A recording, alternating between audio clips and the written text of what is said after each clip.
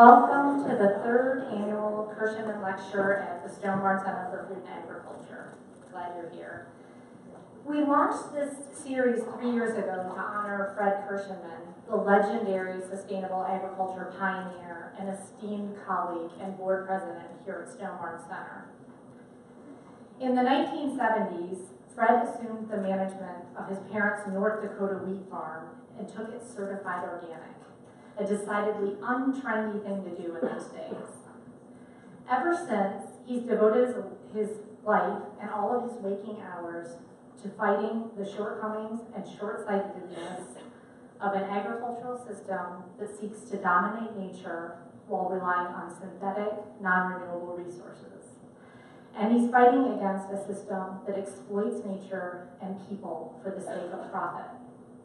He is a passionate advocate for agroecology and the promises that it holds for creating a better food system and a better world. The Kirschenmann Lecture is dedicated to exploring ideas in food and agriculture that can catalyze social and economic progress towards shared value and a more just and ecologically sound future. Ideas that Fred champions everywhere he goes and with everyone he meets. To this end, we are so delighted to have with us here tonight a global leader in the movement to create a food system that is healthier and more just and more equitable, Dr. Ricardo Salvador. Ricardo is the Senior Scientist and Director of the Food and Environment Program at the Union of Concerned Scientists. He's a rock star in the food movement, speaking up, writing, testifying, challenging the status quo, and always bringing scientific data and the latest fact-based research to bear. For this, I am so grateful. We should all be most grateful. But beyond the facts and the science, Ricardo brings a genuine passion, fueled by his family's stories of growing up as indigenous farmers in Oaxaca, Mexico. His aunts and uncles experienced systemic racism in their native country, and then when they migrated to the U.S. in the 1940s to farm, they experienced policies designed to keep them poor, marginalized, and on the bottom rung of the social ladder. Still to this day, an inherent feature of our modern agricultural system. Ricardo spent some of his formative years at Iowa State University, where he earned his PhD and was an associate professor. He helped establish a student-run organic farm, and he developed the first sustainable agricultural graduate program in the United States. And it was at Iowa State that he brought the famous labor organizer Cesar Chavez to speak. As Ricardo has written, that was an epiphany for him, for in talking to Chavez, it dawned on Ricardo that it was social inequity, not a lack of technical knowledge, that actually was limiting the success of poor rural farmers. This realization would go on to inform and inspire his work to this day. Now it is my great honor to turn the podium over to Ricardo for his provocatively titled talk, Gambling Humanity's Future, War, Cheating, and Agriculture. Welcome.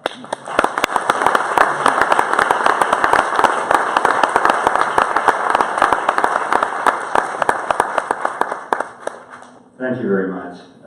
The great honor to be here is definitely enhanced by the fact that this is for Fred.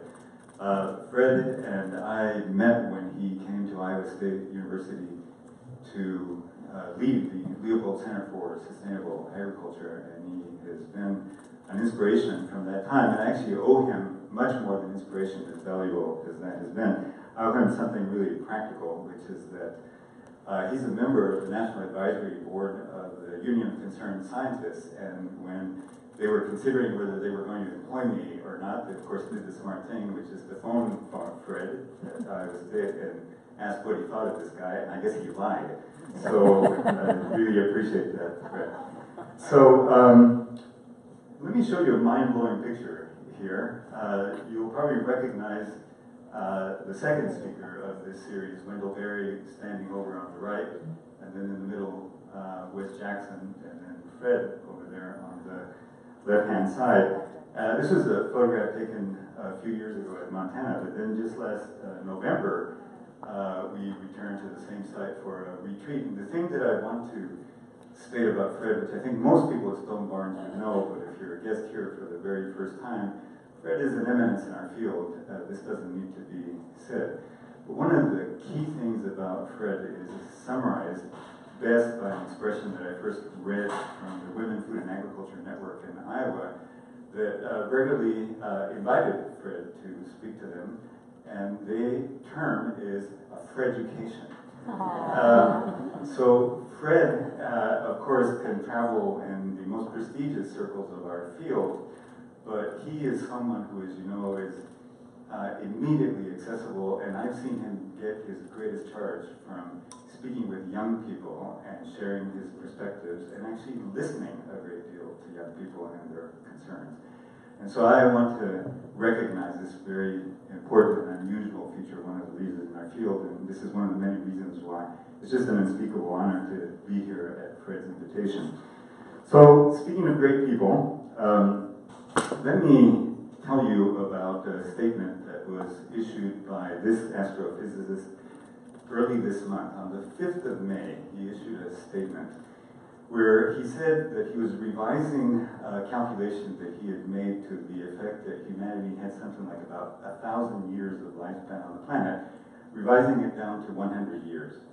Now, his argument was that because of the fact that we are facing imminent threats to our prospect on the planet, namely the likelihood of thermonuclear war, climate warming, the possibility of bioengineered viruses escaping, he did not see that humanity was developing the skills required in order to prevent that, and he thought that the only hope for the planet was to escape the planet, and so he was arguing that we needed to colonize another planet because of this crisis. Now, I can't follow to the second, I can't follow to the conclusion of that, because to me the same argument that humanity doesn't have the skills to solve the problems that we have presently on this planet doesn't inform me about how we might do better on another planet, nor does it answer the question of just who gets to escape this planet and try to start again elsewhere. But the first part is a remarkable statement from one of the planet's leading intellects, that there is enough of a threat to our prospect on the planet that we need to be thinking about alternatives. Now, I want to tie this to some observations made by another important intellectual who ruminated about what agriculture actually is. So what I want to argue this evening is that humanity as a whole does face an existential threat. And we can't confront it unless we realize what it is. And that threat is that we are conditioned by our evolution to trade away the rooks of the future for the pawns of today. And that we need to learn from prior experience and the reality of the challenges that we're confronting to work together as a species to overcome some of the biggest problems that we are likely to see. And I'm going to talk about agriculture because I think that agriculture is at the core of our ability to survive. And specifically what I want to propound is that whereas we all may think of agriculture as this pastoral, bucolic, rural activity, I'm going to argue it has nothing at all to do with tractors, with seeds, with soil. Those are components of the system, but what this system is about is power and about our wisdom to utilize that power. So that's the major premise that I want to develop this evening. So the thoughts that I want to expand are thoughts that Benjamin Franklin published in what I'm sure to him was very casual, a very casual list. If you're interested in looking this up later on, here's the title of a very brief essay that he actually wrote as just one part of a lengthy exchange with some of the people that were going to go on and develop what today we recognize as the discipline of economics. Look at the date. This is prior to 1776, which is the year that's important, not for the reason you're thinking, but because that's the reason that Adam Smith published The Wealth of Nations. And so he was in exchange, intellectual exchange with the people that were formulating those ideas. And I want to dwell on the very last of 12 propositions that he was writing about. So just to give you a flavor of some of the things that he was discussing, he hoped to lay out 12 propositions that essentially explained what agriculture was. And so just very quickly, the first one was that all food or subsistence for mankind arise from the earth or waters. So these are like axioms of geometry. And then from that, he builds that the necessities of life that are not food and all other conveniencies have their values estimated by the proportion of food consumed while we are employed in procuring them. Now, I'm not going to read all of these out for you. I just wanted to give you a flavor of how he was methodically building up this axiomatic system so that he gets to this conclusion, proposition number 12. This is the one that I want to expand.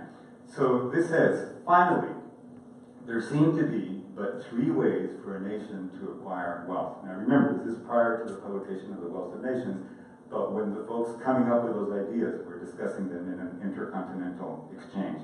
And so, let's look at them. 3 ways in which nations can acquire wealth. The first is by war, as the Romans did in plundering their conquered neighbors. And this is not my editorializing, this is what Franklin wrote. He said, this is robbery. Then he goes on to the second way. The second is by commerce. Again, I'm not editorializing, this is what he then wrote. So, this is generally cheating. Now, this requires explanation, and particularly since I know this is an accomplished crowd, and there are likely to be many business people in here, and you may be affronted by this plan. And so, let me just clarify why Franklin felt completely at ease making this claim. And it had to do with the fact that he was trying to work out how you determine a fair price for what he called a manufacture. So remember, this is at a time when most of the raw materials for the manufacturers, and his example was clothing, as you see illustrated here, most of these were actually being brought across the ocean from Europe.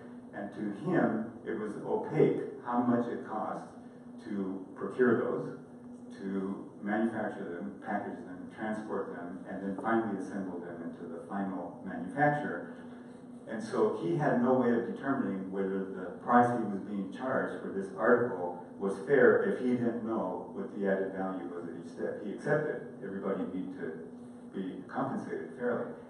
But as long as that was opaque to him, he thought that merchants were actually in the business of cheating to try to maximize what they could gain. So this is the basis for that argument. So it isn't that, again, referring to the year that, he was the trendsetter in Marxist thinking. This was the rationale. Now, so there's 2 ways in which nations may acquire wealth. The third, he thought, was by agriculture, which he called the only honest way, where man receives a real increase of the seed thrown into the ground in a kind of continual miracle wrought by the hand of God in his favor as a reward for his innocent life and virtuous industry. So the piety that you see expressed here, first of all, is genuine. But also, let me point out, you're all aware of this, but this is just a reminder. Again, remember the year. At this time, we did not know how plants worked, much less how higher organisms worked. It really was literally what Franklin said, a miracle that when you threw a seed into the ground, it propagated. And it really was a reality of the agricultural practice at that time that so much was out of your control that you felt like there needed to be intermediaries to help make it all go. And so the expression that you see here may seem overwrought to us now, because now we understand that plants are fixing carbon dioxide, that they take up water from the soil and nutrients dissolved in that water, and through biochemistry they combine that into tissue, and that sunlight drives the whole process. None of that was understood at that period of time. So let's recapitulate then what Franklin was claiming and see what validity it has here in the 21st century. One way in which countries can acquire wealth is through war. Another way in which countries can acquire wealth is through commerce. But he instructed us that there's algebra to perform here, and the algebra is that the war is robbery, and that commerce is cheating. Now, I wonder whether you'll come along with me for the following observation, and it is that in essence, today's agricultural system is the private sector. It is the sector that we refer to as agribusiness. It is an industrialized practice. We believe that we can assert ownership over factors of production. We mechanize, we invest, we specialize.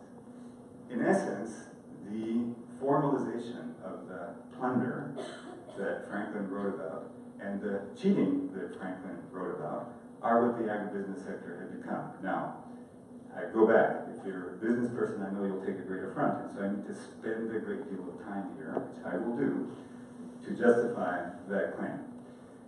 Now, let's begin this way.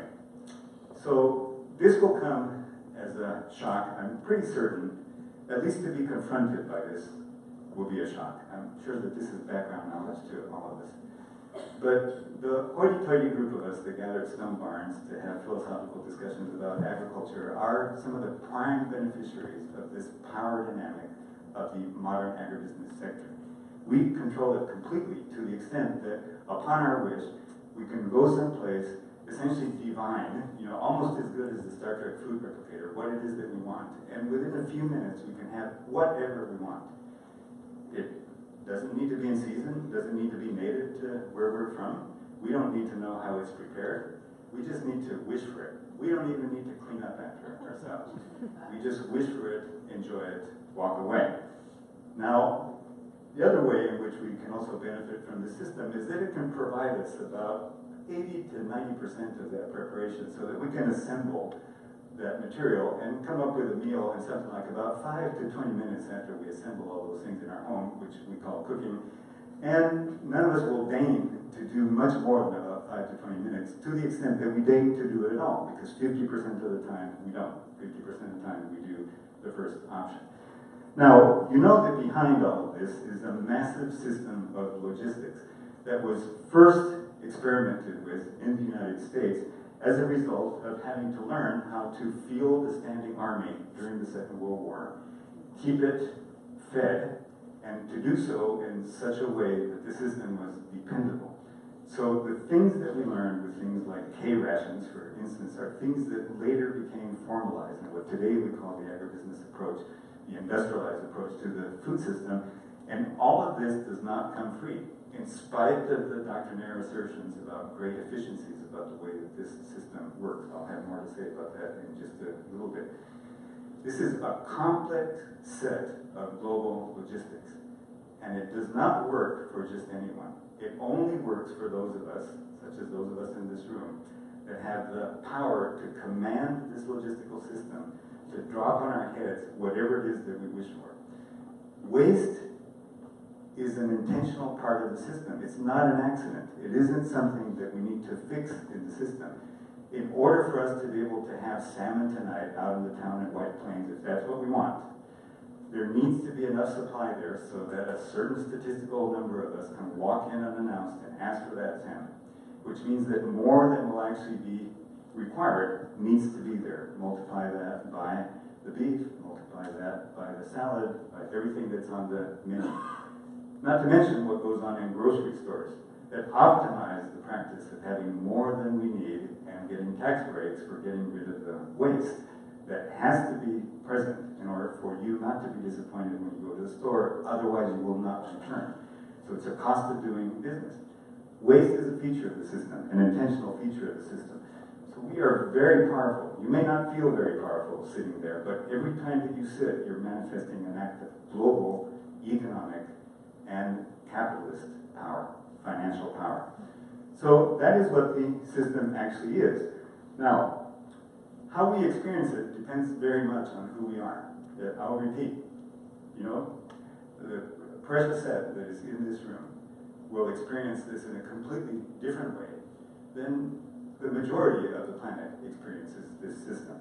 And so that is actually something that I want to come back to when I speak to you more as an agronomist in terms of what it takes behind the curtains to make the system work. But I'll mostly just reiterate that thing. At this point, what I want to do with the momentum of making this claim to you, that this system is just about power, and those of us that have that power to assert, and to say that also is not an accidental feature of the system. So all the ethnology and anthropology that has been applied to understanding why, when, and how we became agricultural tells us, first of all, we did not do this voluntarily. It was easier to gather. As a matter of fact, in holy books, you'll still see the notion that paradise was just gathering, agriculture was punishment, because it is hard work. Secondly, it has been a very recent development. And thirdly, only a few people in the society performed it. It was those that did not have the power to resist, the power to force them to perform the drudgery. Early agricultural societies were the inception of social hierarchies and inequality that today is only magnified and hidden so that the majority of us don't even perceive it, or to the extent that we perceive it, we talk about efficiency. We have other rationales to justify the inequality in society, but it grows to be an agricultural and always forcing those who have no way to resist to perform the actual drudgery, a feature that remains to this day. And if you remember nothing else of all of the things that I claim tonight, is that because that is a fundamental feature of the agricultural system, it is a system that none of us should support. Or to put it another way, it's a system that all of us, the moment we get up this evening and go forth, should be determined to change so that it does not depend on exploiting people nor nature. So let's talk a little bit about this from the standpoint of an agronomist. And again, I'll talk to you about what agriculture actually is rather than what we perceive it to be. So we learned to perform agriculture. Those unequal societies came to be in places like this. This is a river delta. And the reason for that is that this is a place where natural geological forces scour very large areas of land, a watershed, for not only the water that they concentrate in the river, but for nutrients and organic matter that then are concentrated when that river slows as it enters the ocean and it drops its sediment load. When that sediment load drops, in essence what it's doing is fertilizing that area. And so when seeds grow in this area, they grow much more vigorously because they are fertilized and are supplied with all of the essential inputs that they need for growth. So early gatherers who depended on observing nature and how it functioned for their livelihood observed that. And that is where agriculture, the intensification and the human appropriation of that natural phenomenon actually began to be expressed. By the way, when I say recently, you speak to an anthropologist, they'll tell you that a biologically modern human has been around for about 200,000 years. We have been agricultural for about 10,000 years, and not everyone became agricultural instantaneously. Another piece of evidence, gatherers and agriculturists lived next to each other, and gatherers much preferred to be gatherers until they were forced to become agriculturists when their lands were taken from them by agriculturists. There are still gatherers to this day. However, we've taken care of the majority of it. There are only very few places on the planet where people subsist completely by gathering. Here's another place where we learn to perform agriculture. So this is an alluvial fan, or a Piedmont. This particular one is in the Coachella Valley in Southern California. It's a really nice picture because it shows that to this day, the style of agriculture, which by the way is the predominant style of agriculture across the planet, it's called runoff agriculture for obvious reasons, same phenomenon applies. So natural geochemical forces, namely rain over a long period of time, scouring uplands, bring those deposits, create these alluvial fans, and it's those fans where agriculture was first initially performed, because periodically it would be irrigated and enriched by that sedimentary load. And the Coachella Valley, you see that agriculture is still performed at the base there, and you see the irrigation line at the base of the alluvial fan. So the same dynamics are applying. Now, here's the modern agricultural equivalent of this. So, believe me, these following 30 seconds are about 4 years worth of an agronomic education. It basically boils down to this. So what modern agriculture is, we do not just wait until we happen upon a river delta or a Piedmont in order to figure out that this is a particularly biologically productive place. We actually create our own virtual alluvial fans and bring from whatever corners of the planet we require the missing elements that are required to make a particular staging area as productive as possible. Now, we have 7 of these particularly productive basins around the planet.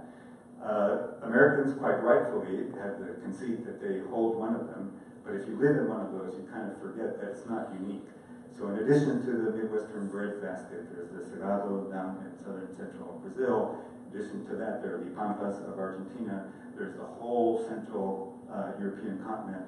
There's the southern African basin. There's the northeastern China basin. There's a very prolific wheat producing basin in Australia. So the Midwest is not unique in this particular way. It's actually what enables the food system that I described to you earlier on to exist at the global level.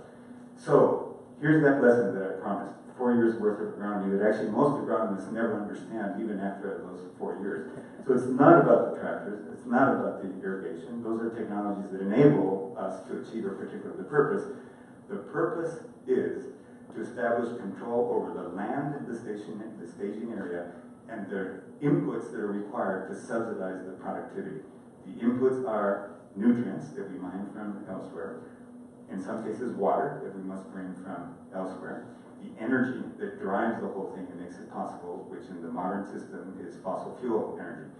The game of agriculture is to establish control over fossil fuel supply lines, water supply lines, nutrient supply lines, and those productive basins of land. That's the agricultural game.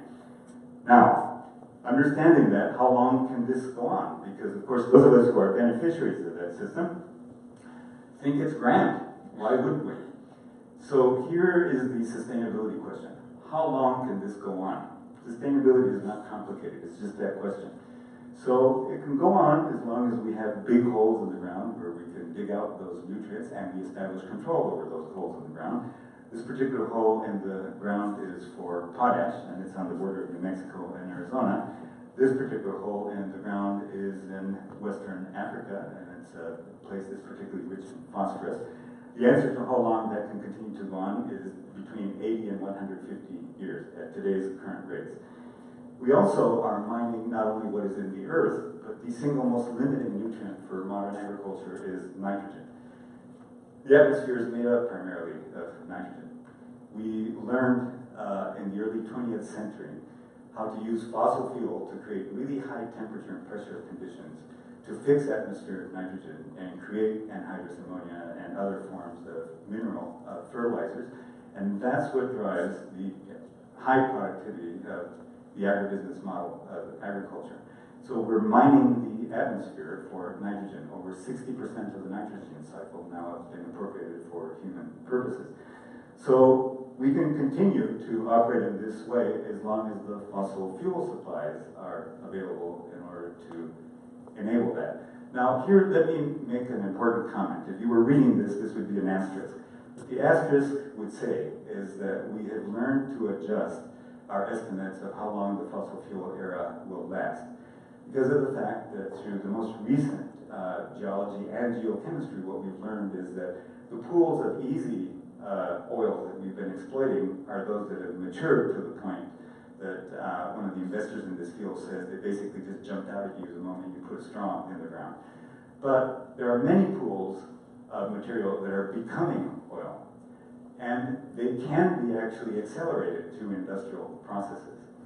So doing that and extrapolating from the deposits of those pools that we know right now expands the duration of the fossil fuel era by something like about 600 years. It would have been something like about another 150 to 200 years. But remember that it takes a lot of energy in order to do that. In other words, it's burning fossil fuel in order to increase the supply of fossil fuel, and the brake on that should not be necessarily, or it's not only the limited supply of the fossil fuel. You would think that would be enough of a condition. It's that doing that warms the planet. It fries us. So there's the asterisk.